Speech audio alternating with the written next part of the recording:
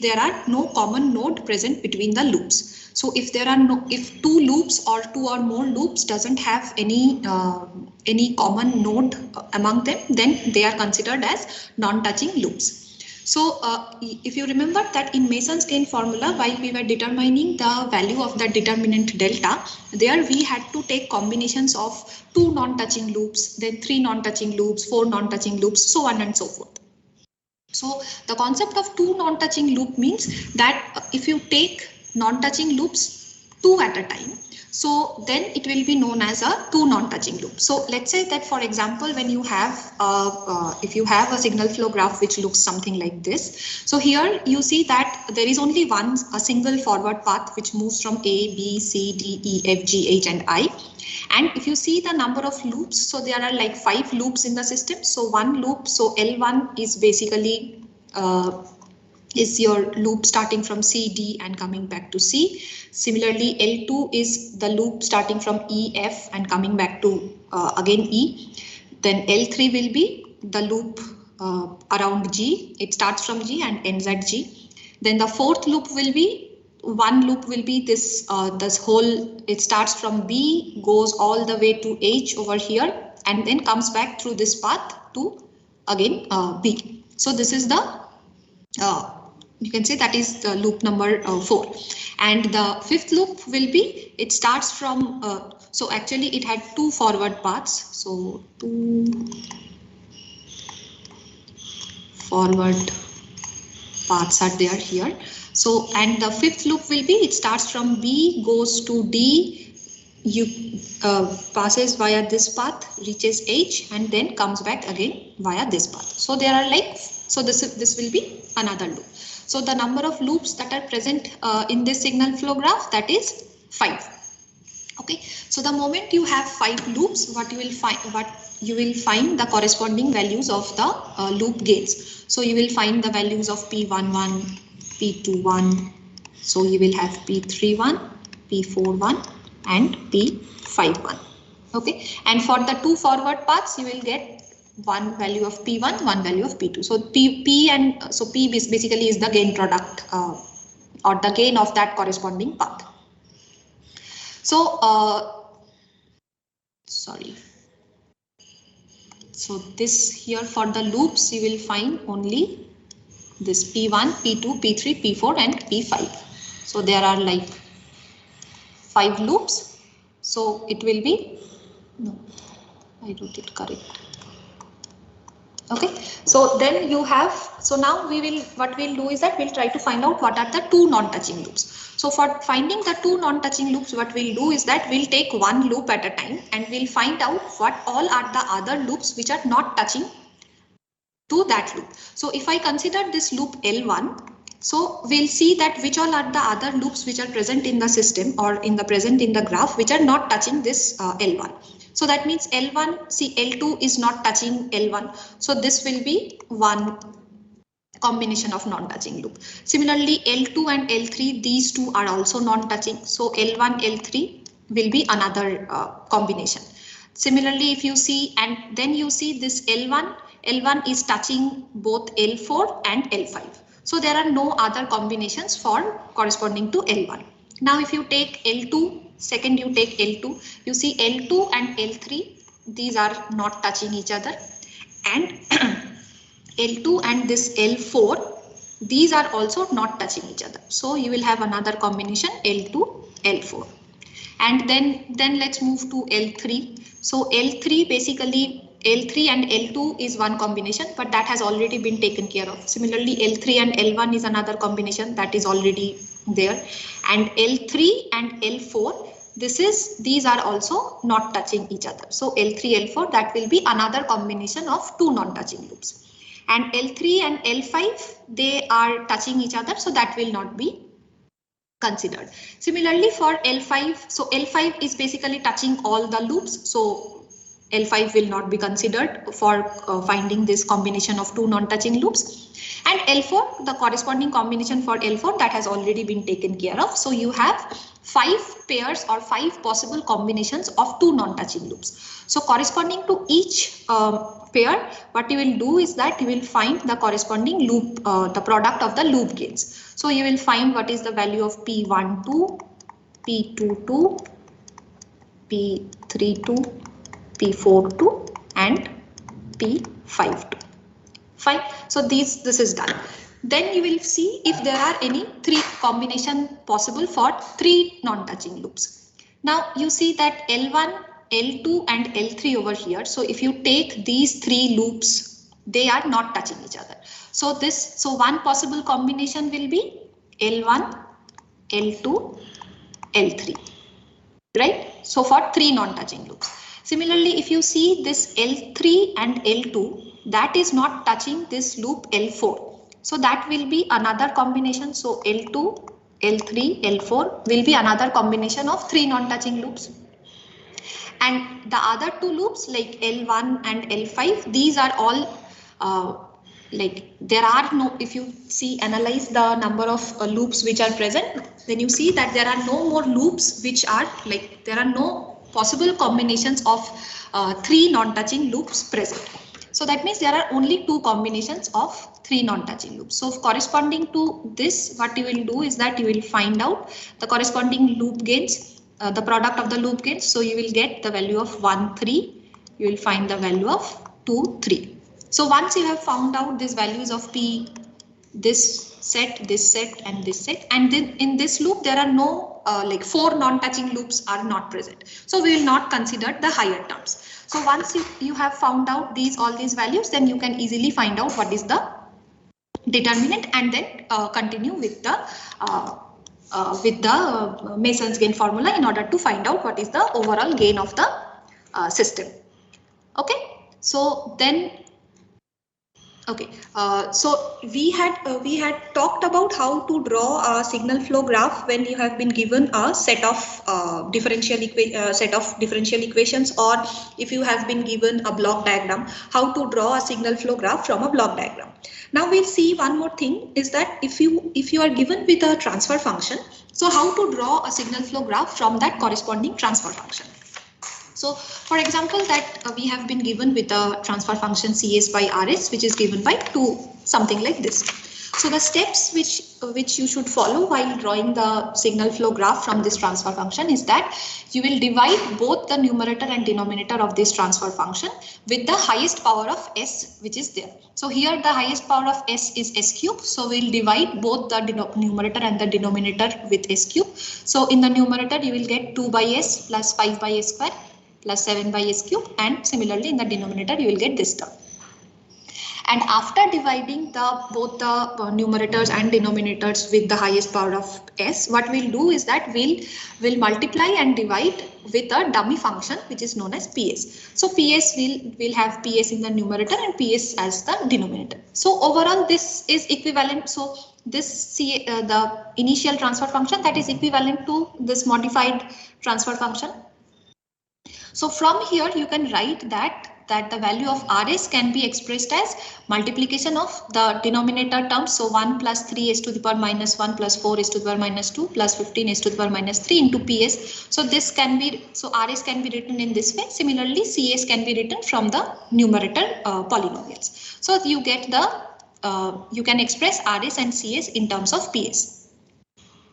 Now then the next step is that from the value of this Rs, what you will do is that you will write what is the, so you see that here you have ps, you can rewrite this equation in this form. So you can rewrite it as ps equals to, you take ps and you take the other terms to the other side. So it will be Rs minus 3 s to the power minus 1 into ps, and so on and so forth. Then you see that there are some, apart from this coefficient, there is this factor s to the power minus 1 into ps, then s to the power minus 2 into ps. And now what we'll do is that we'll replace these terms with separate, with some other variables. So we'll replace s to the power minus 1 into ps by x1s, s to the power minus 2 ps by x2s and s to the power minus 3 ps by x3s. So this expression becomes ps equals to r minus 3x1 plus 4x2 plus 15x3. And you can write that x1 is equals to nothing but ps by s, x2 will be equals to x2 is basically equals to ps by s square, which is nothing but x1 by s. Similarly, you can write x3, the expression for x3. So now this x1, x2 and x3, these three will be considered. And similarly, if you use x1, you can rewrite this equation for CS in terms of x1, x2 and x3. So if you just multiply PS with all the terms and you substitute the corresponding values, then you will get that CS can be expressed as 2x1 plus 5x2 plus 7x3. Okay, so now you have expressed both the you have two equations corresponding. So you have one, so this is your equation number 1 and this is your equation number 2. So you have two equations and you have expressed them in terms of x1, three variables, or like three you can you have expressed them in terms of three variables, which are x1, x2 and x3. So these three variables x1, x2 and x3, these three will be considered as the three nodes of your signal flow graph. So the new variables that we have defined, x1, x2 and x3, these will be three nodes of the variable, three nodes of the signal flow graph. Apart from that, you will have a few more nodes. So one node will be the CS. CS is your C is your output. Then you have from this equation number 1, you see that you have two more terms. You have a term PS and you have a term RS. So you will have one node corresponding to P and another node corresponding to R. So overall you have 6 nodes in your signal flow graph. Okay. So now let's try to draw the signal flow graph for the two equations correspondingly. So for the first equation, you have PS. So I'm not writing P the S terms. So P is given by R minus 3x1 minus 4x2 minus 15x3, and you have another equation. So C is equals to 2x1 plus 5x2 plus 7x3. So now if you have 1, 2, 3, 4, 5, 6. So this is your, let's say this is your P, this is R, now x1, x2, x3, and then you have C. So now what you will do is that, so for the first equation, we'll draw the signal flow graph. So we'll just join. So for the first equation, this C part is not there. So let us not draw C here. Okay. So from here you see that between R and, so P is basically the summation of, so R is coming in as gain 1.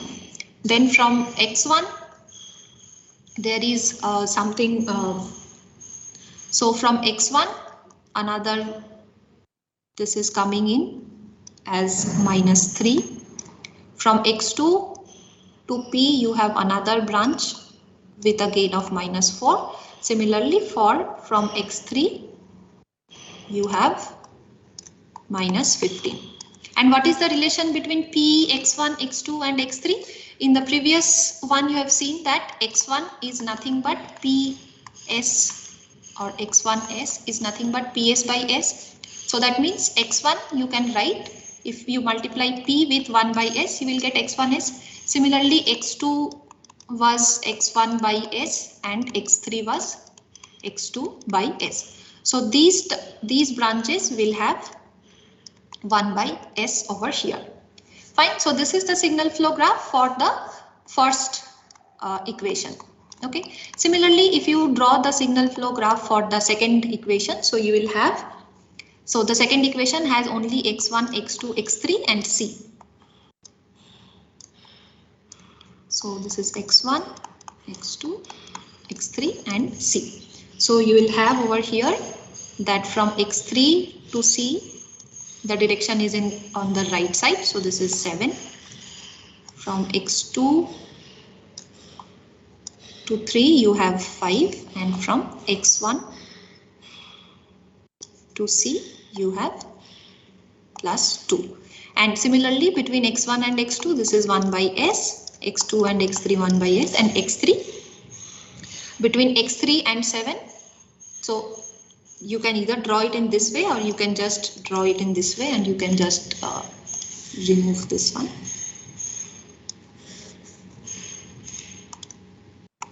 Okay, so now you have like two, you have drawn the two parts of the signal flow graph. Now in the next step, what you will do is that you will just combine these two signal flow graphs so that you can have the flow from starting from R through C. So if you just draw that corresponding signal flow graph, if it starts from this is R and this ends at, let's say, C. So you have P somewhere over here, you have x1, x2 and x3. So you can just join these, just combine these two signal flow graphs. So you have here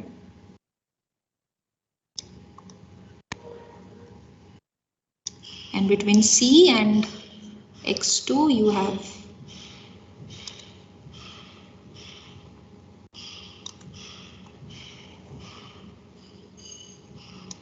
so you'll just join, you'll give the corresponding this value. So this is -3, -4, -15. Then you have 1 by s over here, 1 by s here, 1 by s here, it is 7. And here the direction is from x2 to 3. So this is 5. Again from x1 to C, this is 2. So this is the overall, so this is the final signal flow graph which you are obtaining from starting from R and going to S. So here what we have done is that we have taken a dummy signal P. So because of that dummy signal, and we'll have corresponding nodes. So once you have drawn this signal flow graph, then you can you apply the Mason's gain formula and finally find out what is the value of the gain. So is this clear, like how to draw the signal flow graph from the transfer function?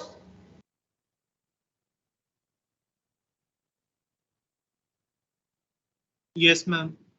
Okay, so you can try, like you can take any transfer function and try to draw the signal flow graph from that transfer function, and then you see that then you apply the Mason's gain formula and then see whether you are going back to that transfer function. Then you will understand that okay, the signal flow graph that you have drawn, that is actually a correct one. So then comes the concept of the drawing signal flow graphs from electrical circuits. So not only electrical circuits, this can be applied for mechanical systems and all. So if you have been given with a let's take an example of an electrical circuit. So you have been, so the steps can be either you can write the transfer function from this if you have to draw the signal flow graph. So one way is that from this electrical circuit you write the corresponding transfer function, and from that transfer function you draw the signal flow graph. That is one way. And the other way is you can directly draw the signal flow graph from this electrical circuit. So how to draw that? So here you see that this is a network, and there are like 3 voltages. So V1 is the input voltage. So you have another voltage as that this node and another voltage at this node. So you have V1, V2 and V3, and there are 2 loops, and the loop currents are basically I1 and I2. So you can just write the equations for all these. So for I1, you can write I1 will be nothing but V1 minus V2 by R1. You express it as V1 by R1 minus V2 by R1. Similarly for I2, you will get I2 will be equals to V2 minus V3 by R2. So this is another equation. So this is equation number 1. This is equation number 2. Then the third equation is if you want to find out what is the value of V2. So V2 will be equals to the resistance R3 multiplied by the total current which is flowing through R3. Now total current which is flowing through R3 is nothing but the difference of I1 which is flowing in the downward direction and I2 which is flowing in the upward direction. So that means V2 will be equals to I1 minus I2 into R3.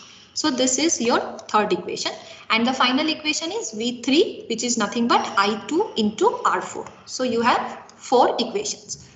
Now, out of these 4 equations, you see that there are 5 variables which are involved in these 4 equations. Okay, so these 5 variables are V1, V2, V3, I1 and I2. So once you have found out the equations which is governing the system or the electrical or mechanical whatever circuit you have been given with, so corresponding to each variable you will assign one node. Okay. So that means we have 5 variables over here. So we will have 5 nodes in the signal flow graph.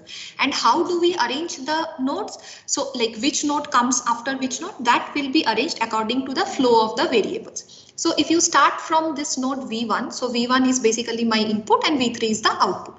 So V1 and V3 are fixed.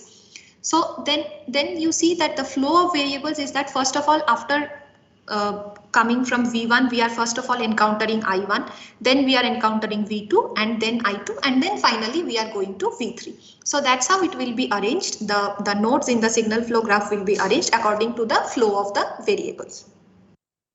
Now, so you have 5 nodes and now you can just you can connect the branches with the corresponding gains from the 4 equations that you have found.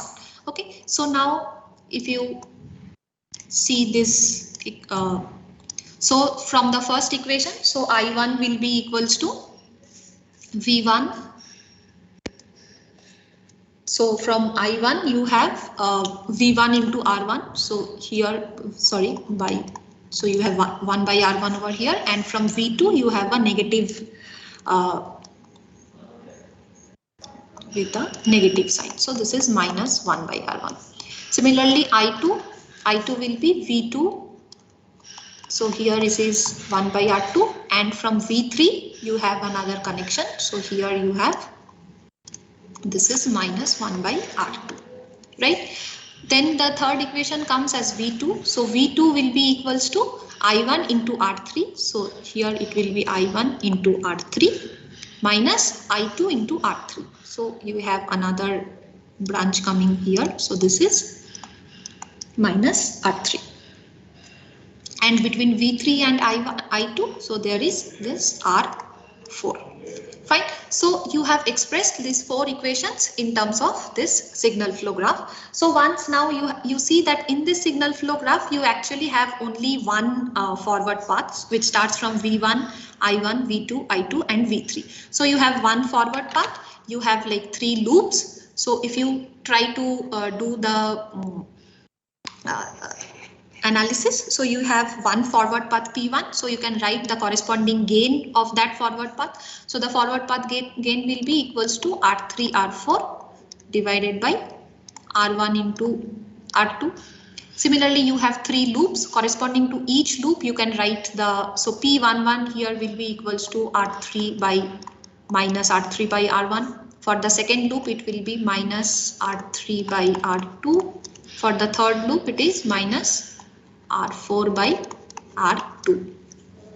So now you have known the individual loop gains. You can see here that you have only one pair of two non-touching loops. Only L1 and L3 they can be considered as a pair of non-touching loops.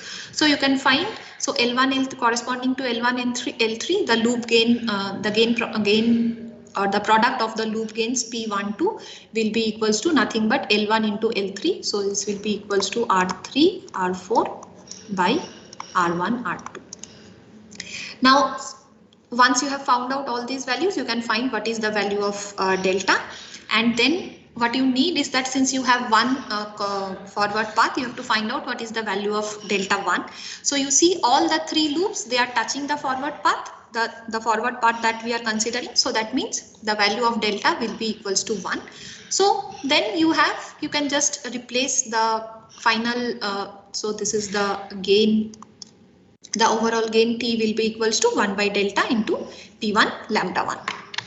Okay, so so this was all about this signal flow graphs, and so for as far as the practicing of the problems go, you can take any regarding these circuits and all, you can take any electrical circuit, take any combination of resistance, capacitance, inductance, whatever you feel like.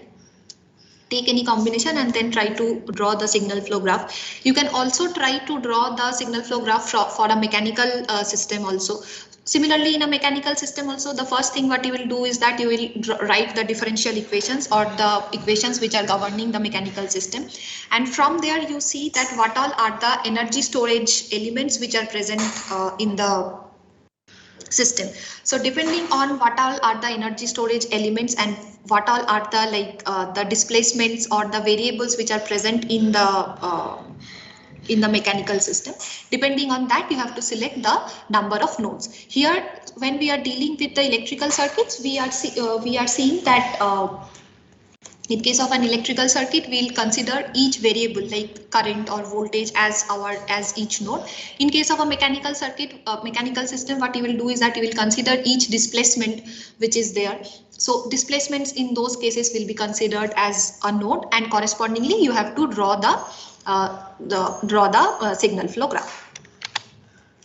So now we'll move on to the topic which we started in yesterday's class about the time domain or time domain response for a first order system. So we had already seen this, that if you are given with a first order system, so the first order system means that the denominator will have a single pole, or the system will have a single pole. So in case of a first order system, we have seen that if you are considering a unit impulse response, so that unit impulse response is given by 1 by t e to the power minus t by tau. Let's say capital T, I'm saying it as capital T as tau. So 1 by tau e to the power minus t by tau. So here you see that the transient part of this response is something which is dying down or which is moving towards zero as time becomes infinite. So this e to the power minus t by tau, this term is basically moving towards zero, or this is dying down as t tends to infinity. So this part will be considered as the transient response component of the overall time response. So CTR is equals to 1 by capital T e to the power minus t by tau. Now this t or rather tau is basically known as the time constant of the system. So as we have already told, the time constant, the significance of this time constant means that if you have so basically t is the time constant. So the significance is that if you have a large time, if your system has a large time constant, so that means your system will be more slow in responding. So larger t will imply slower response. Similarly, if you have a smaller value of t, then the system will be responding very fast. If you see the graph, or if you draw the value, the corresponding plot for CT, let's say you draw it for tau equals to 1. When tau is equals to 1, you are getting a plot something like this. Now in the second case, let's say you are increasing the value of tau and you are making it as 2. So that means 1 by t will become 0.5. In that case, you will see that once the time constant value is increased, then the system becomes much more slower, and it will take the slope becomes slower, and it will take a longer time to decay to 0. So that means for higher time constant, the response of the time domain response of the system becomes slower. Similarly, let's see the unit step response of a first order system. So unit step response means the value of Rs will be equals to 1 by S. So then you can write, you can express Cs as 1 by 1 plus tau S into 1 by S. Then the next step, for finding out the time response will be, you have to express it in terms of like you separate it out and you express it in terms of partial fractions. So once you have expressed the value of Cs in terms of partial fractions, so this will be equals to 1 by S minus T by 1 plus Ts. So once you have found out, expressed it in terms of partial, so this is expressed in form of partial fraction form. So once that is done, you can simply do the Laplace inverse of this equation, and you will find out what is the corresponding time domain signal.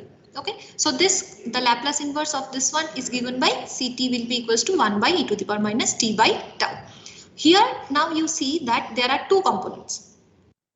So this e to the power minus t by tau is basically the transient response component, which is going down to which is dying down to 0 as my t value is going to infinity. So this is the transient part. Now you see that after the transients have died down, so that means after this term e to the power minus t by tau, this term has become 0. What we are left with is 1. So that means the value of Ct at t equals to infinity is equals to 1. So that, and we know that the portion or the part of the time response which is left when after the transients have died down, that is known as the steady state response. So from this equation we can find out that the steady state response for this system is equals to 1 and the transient response is e to the power minus t by tau. And the overall time response will be given by Ct equals to 1 minus e to the power minus t by tau. So this is the response when we are exciting the system, or the input to the first order system is a unit step input. Now, so this is the, if you draw the curve of Ct, so you will see that it actually exponentially increases and it reaches a steady state value of 1 as t tends to infinity. So from this equation, if you substitute the value of t, you see that at time t equals to 0, the value of Ct is equals to 1. When time t is equals to tau, so tau is being the time constant, if you replace this, if you use replace t with capital T, so you will get that the value of Ct at t equals to tau is equals to 0.632. So 0.632, or in other words, you can say that at time t equals, when the time t is equal to the time constant of the system, the response of the system reaches 63.2% of its steady state value. So our steady state value is 1, so that means it is reaching 63.2% of its steady state value. And this we have already talked about, that smaller the value of t or the smaller the time constant, the faster will be the response. Also, if you see the, if you draw the tangent at t equals to 0, so tangent at t equals to 0 means the slope, or rather the slope of the tangent at t equals to 0. So if you want to find the slope, so you will have to do the derivative. So dc dt will be given by 1 by t to the power minus t by t by tau at t equals to 0, which is nothing but 1 by tau. Okay, so this is the so here, like, why we want to find out the slope, initial slope of the response, is because the slope of the output curve, that you see that if you, so at t equals to 0, you can find the slope of the curve. Similarly, let's say at t equals to capital T, you can again find the slope of the curve. If you slowly observe the change in the slope of this curve, you see that this slope is actually decreasing monotonically from 1 by t, which is the value at t equals to 0, and it goes to 0 when t is approaching infinity. So that's why it is actually, so initially it was changing very sharply, and slowly the response becomes much more gradual, and then finally it reaches the steady state value. Now so similarly you can find out what is the response at different values of time. So at t equals to 1 time constant, the value of Ct is 63.2. At t equals to 2 time constant, if you calculate, you will find that the value of Ct reaches 86.5% of the final value. Similarly, for t equals to 3t, it reaches 95%, 4t and 5t.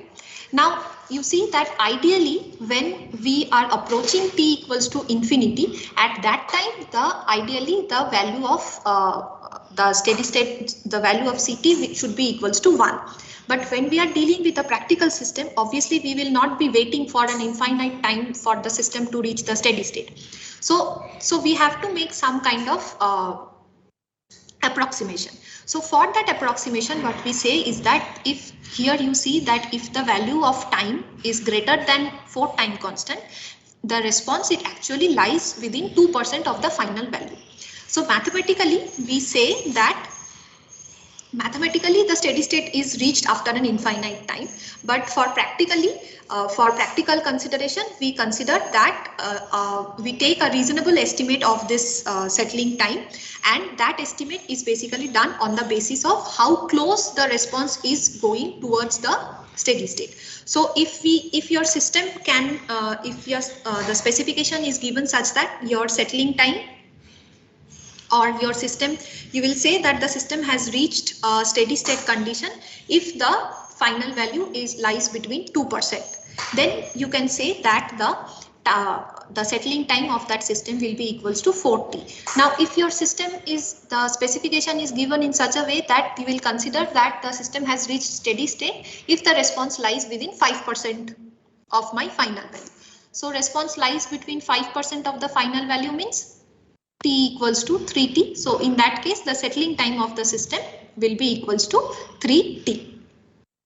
So this is the so that's how we practically take a reasonable estimate, and we do not wait for infinite time in order to assume that the system has reached a steady state or not. And here actually there are two more two more specifications, you can say, which are important. So one is basically the settling time. So settling time means the time required by the output curve to reach within a certain percentage of the final value. That certain percentage may be 2%, it may be 1%, it may be 5%. That will be specified by the during the designing of the control system. So that is the settling time. Then there is a concept of delay time. So delay time means that the time which is required for the response to reach 50% of the steady state or the final value, that amount of time is known as the delay time. And then there is rise time. So rise time means the time which is required for the response to reach from 10% to 90% of the steady state value. That is known as the rise time. Now, if we similarly, if we see the ramp response of the first order system, so for the ramp response, you will have to multiply the transfer function with 1 by s square. Similarly, you separate out or you express it in terms of partial fractions, and from there you do a Laplace inverse, and you will get solution. You will get the solution for CT. So here you see that the value of CT or the output for unit ramp input is given by small t minus tau plus tau e to the power minus t by tau. Similarly from here, so this part will be the transient part of the system, because this is what is actually dying down as t tends to infinity. So t e to the power minus t by tau, this is my transient response, and the steady state response is t minus capital T. So here you see that if you have a first order system, so it actually tracks. So basically, if you see that if you want to find out the error signal, so error signal will be the difference between the reference input that we are providing and the output of the system. So RT minus CT will be your error signal, right? So RT minus CT is nothing but, so you will have T into capital tau into 1 minus e to the power minus t by tau. So RT is, so here you have this, so for this ramp, basically the RT is nothing but T, right? So if you just subtract CT from RT, you will get tau 1 minus e to the power minus t by tau. Now, if you see that at infinite time, what is the value of this error signal? So at infinite time, you see the value of this error signal is equals to capital T, or the time constant. So that means that for a first order system, if you are provided with if you are providing a unit ramp input to the first order system, so that means the output of the system will track the unit ramp input, but there will be a steady state error. The tracking will be done with a steady state error, which is equals to capital T, or the time constant. So for this ramp input, so what you can have is that the system basically tracks the unit ramp input with a steady state error of value capital T. Okay, so now if you, so this we have already seen. So that means that if the value of this time constant is less, that means the steady state error of the system in following the ramp input will also be less. So accordingly, we will have, so depending on the design consideration that have been given, you have to select the values of this time constant. Okay, so now the so you see that okay, fine. So then you have the then let's see the parabolic response of the first order system. So parabolic response means RT will be equals to tau square T square by 2. So that means RS will be equals to 1 by S cube. Similarly, you can do the Laplace inverse and you find that the overall time response, so CT, this time response is given by this expression. Okay, from here you can separate out the steady state portion of the error and the transient portion of the time response. Once you have figured out which one is the steady state and which one is the steady state and which part corresponds to the transient response, then after that what you can do is that you can find what is the error signal. Similarly, for a parabolic input also, the error signal at steady state, that is again equals to infinity. So that means that this first order system will be tracking a unit parabolic input with an infinite steady state error. So in the previous case, when we were dealing with a ramp input, we saw that that system was tracking the ramp input with a finite steady state error, which was equal to the time constant of the system. But in case if you are if you are exciting the system with a parabolic input, in that case the system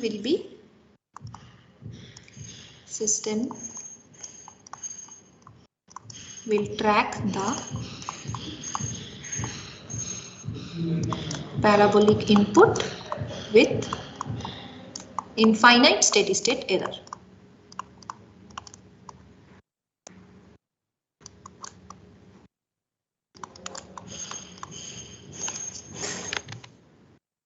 Okay, so now there are some important properties of this time response of the first order system. So the properties are, it goes like this. We have already seen that the relation between impulse, step, ramp and then parabolic is that you can just take a derivative of if you take an integral of this unit ramp unit impulse, you will get you will get a step. Then another integral of the step will give you a ramp. Integral of the ramp will give you parabolic response. So similarly, for that, if you know the response for a single type of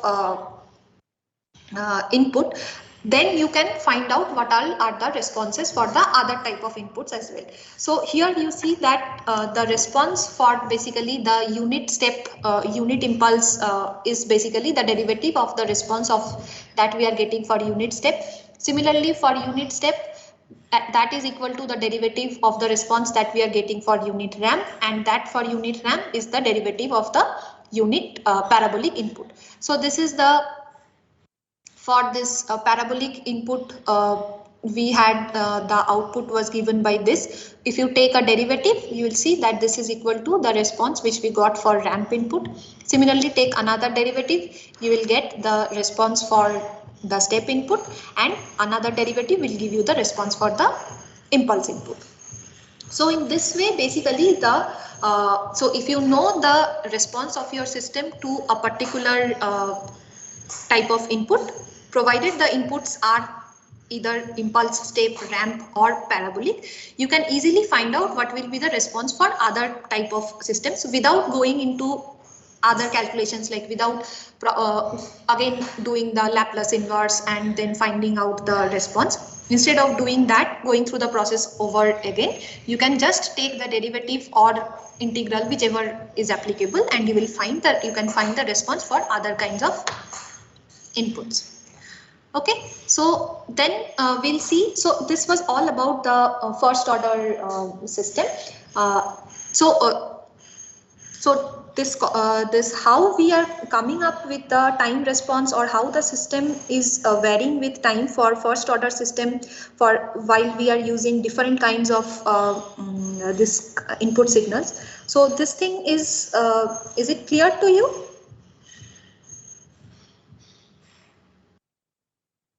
Yes, ma'am.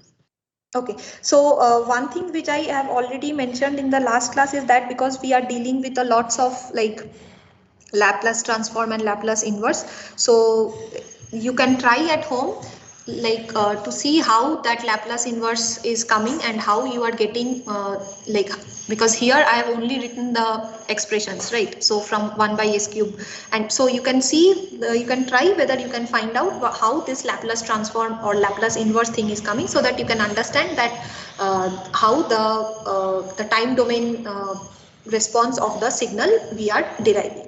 Okay, so then we'll consider we'll move on to a second order system. Okay, so in general, if you have a second order plant, and if you have a unity feedback, if you consider a unity feedback closed loop second order system, so in general the transfer function is represented in this form: omega n square divided by a square plus 2 zeta omega n plus omega n square. Here this is a second order system, that's why the power of s in the denominator is 2. So that means there will be 2 poles of this system. That's why it is a second order system. So this is like the generalized form of expressing a second order unity feedback second order system. So, and it has, you see that there are 2 parameters, one is omega n and the other one is zeta. So omega n is basically known as the undamped natural frequency, and omega 2 is known rather zeta is known as the damping ratio of the system. Now examples of the second order system is that if you have a series RLC circuit, then if you find out what is the overall transfer function of the system, then you will see that it is basically a second order system. Similarly, when you have a spring mass spring damper system, there also that system is acting as a second order system. So in general, the plant transfer function of a second order system is given by omega n square divided by a square plus 2 zeta omega n. And if you have a unit, if you connect this plant in an unity feedback configuration, then the overall transfer function is expressed in this form: omega n square divided by a square plus 2 zeta omega n plus omega n square. Okay, so now let's talk about some of the important parameters that we will be seeing in this second order system. So first of all is the damping ratio. So basically, what does this damping ratio means? So this damping ratio, basically it is a dimensionless quantity, and it describes the decay of oscillations during the transient response. So when we were dealing with the first order system, and we were seeing that what is the time response when we have a first order system, there we saw that the transient response, it didn't really have any kind of oscillation. So it was more like it was either exponentially going to 0, or it was exponentially going to the final steady state value. So there were no such oscillations. But when we see the time response for the second order system, you'll see that there are lots of oscillations which are present in the transient portion. So basically, this damping ratio is defined as a quantity which describes how these oscillations are decaying during the transient phase of the response. So this damping ratio is defined as the ratio of the actual damping to the critical damping of the system. Then the second important parameter is the value of omega n. So omega n is basically the undamped natural frequency. So undamped natural frequency, as the name suggests, undamped means there is no damping. So that means the value of zeta is equals to 0. So if the value of zeta is equals to 0, so that means the oscillations which will be present in the system, that will keep on oscillating. So the oscillations there, it will not die down. So the system will have a sustained oscillation over a throughout time. So the angular frequency at which the system oscillates in absence of a damping force or any damping input, that is known as the undamped natural frequency or omega n.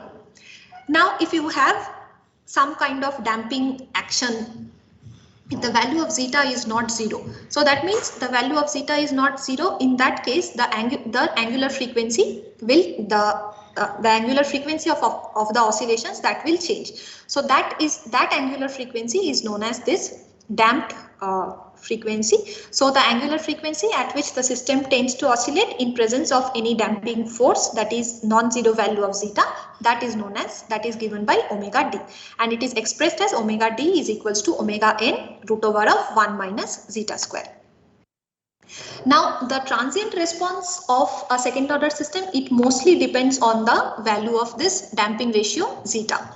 So definition we have already said. So damping means it is the effect that is created in an oscillatory system that tends to reduce or prevent the oscillations in the system. Now for different values of this zeta, you can classify a second order system as different kinds of system. So if the value of zeta is greater than 1, we say that it is an overdamped system. So overdamped system means the transients, they exponentially decays to steady state without in overdamped system there are no oscillations, and the transients that exponentially they decays down to the decays and it reaches the steady state. When the value of zeta is equals to 1, that is known as the critically damped system. So critically damped systems means the transients that will be there, they will exponentially decay down or decay to the steady state, and also there will be no oscillations, but the time which is required for the transients to die down to 0, that will be the shortest possible time. That is known as the critically damped system. Then if the value of zeta is less than 1, so if the value of zeta is a positive value but less than 1, in that case the system is known as an underdamped system. An underdamped system, the characteristics of this underdamped system is that there are the system transients, they oscillate with a certain amplitude, and that amplitude of oscillation that gradually goes down to 0. Okay, so in case of an underdamped system, you get some kind of oscillations in the system, and that oscillations they slowly die down to 0. And when you have an undamped system, undamped means that the value of zeta will be 0. So that means the system will keep on oscillating at its natural frequency, and that amplitude of that oscillation that will not reduce, and that amplitude will remain same throughout time. So these are like the 4 categories of 4 classifications of a second order system depending on the value of the damping ratio. Here we are actually not considering the negative damping ratio, because a negative damping ratio means the oscillations will keep on increasing with time, and as the oscillations, if you can understand that if the oscillations are more and it keeps on increasing with time, the system will naturally the output will become unbounded and the system will become unstable. So we will restrict our discussion only to the stable systems. So we will consider the values of zeta which lies between 0, which lies either it is 0, less than 1, equal to 1, or greater than 1. So in tomorrow's class, actually, we'll see how the system responds to different kinds of inputs for various values of zeta. That we'll do in the tomorrow's class. So that's all from my side today. So is there any doubt? No, ma'am. Okay, fine. So then we can end today's class here. Thank you. Thank you, ma'am.